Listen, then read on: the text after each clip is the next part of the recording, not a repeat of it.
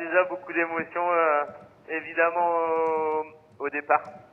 Il y avait beaucoup de supporters qui étaient venus et ils étaient bien présents sur les jetés. C'était un super moment. Voilà, après c'est le 3e jour, mais il s'est passé déjà pas mal de choses, beaucoup de portants, un peu de pétole au début, de la brise, déjà quelques petites avaries qui sont à peu près sous contrôle. Voilà, notamment une petite boîte d'eau à l'avant là, qui me prend pas mal de temps, le temps que je trouve les bonnes conditions pour aller m'occuper de ça plus sérieusement, mais c'est des conditions qu'on aura là dans les jours qui viennent. Voilà, sinon j'essaie de commencer à prendre mon petit rythme à bord.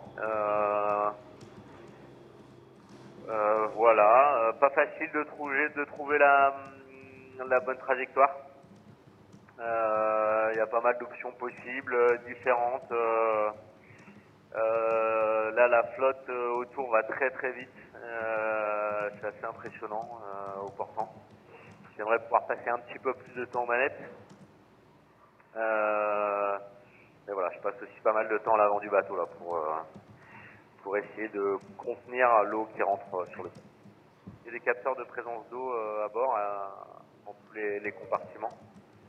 Et donc c'est un de ces capteurs qui a sonné, qui m'a prévenu.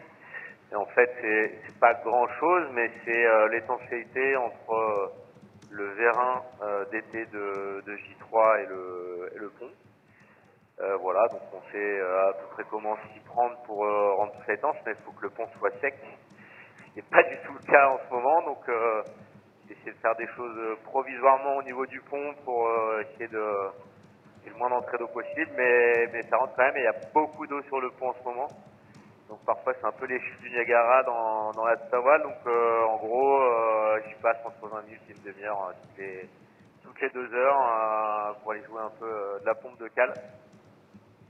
Voilà, mais écoute, ça m'empêche pas de naviguer, voilà, ça me prend juste pas mal d'énergie et du temps, voilà, j'aimerais passer à autre chose, mais c'est comme ça.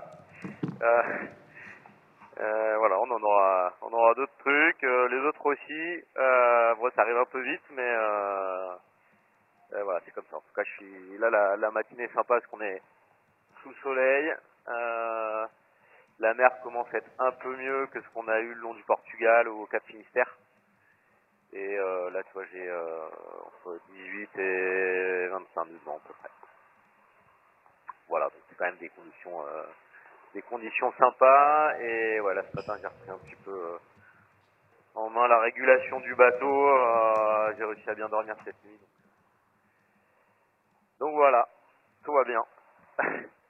Écoute, là, on va faire un bord relativement droit vers Madère. Et écoute, après il va falloir bien remettre à jour sa météo parce que le passage pour rejoindre après l'équateur ou arriver au poteau noir il est loin d'être simple, il n'y a pas beaucoup de vent, voilà, l'Alizé s'étouffe un peu, avant de partir on sentait déjà que le couloir était très serré, là c'est même pas qu'il est serré, c'est que il n'y a pas grand chose quoi. Donc voilà, on va essayer de progresser avec ça. Voilà, donc c'est pour ça moi dans ces conditions moins ventées, je vais pouvoir m'occuper aussi du bateau et faire ce que j'ai à faire. Mais pour l'instant là, il y a, pour moi en tout cas pour ma part, il y a, voilà, ça va être tout droit, sans dive pendant pas mal de temps là, au moins jusqu'à Madère, jusque ce soir. Voilà. Ben oui, c'est toujours pas évident parce que c'est pas les trajectoires sont pas catégoriques. Voilà, on l'a vu, il y a des petits décalages, il y a des petites choses à faire.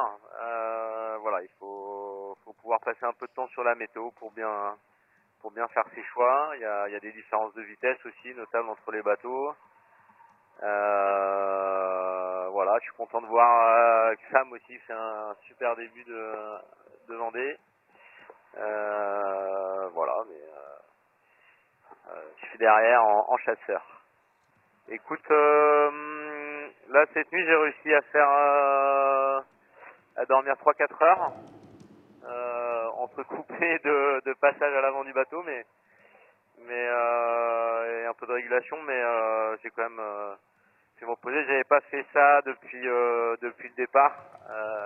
C'est vrai que première nuit j'ai très peu dormi, la flotte était très au contact, donc fallait rester sur le pont, puis un peu l'adrénaline du départ. Et puis deuxième nuit on était au Cap Finistère, donc c'est compliqué. La journée j'ai eu un petit peu de mal, bon voilà, faut s'amariner, prendre son rythme, donc voilà, mais là cette nuit j'ai réussi à dormir correctement, donc ça va.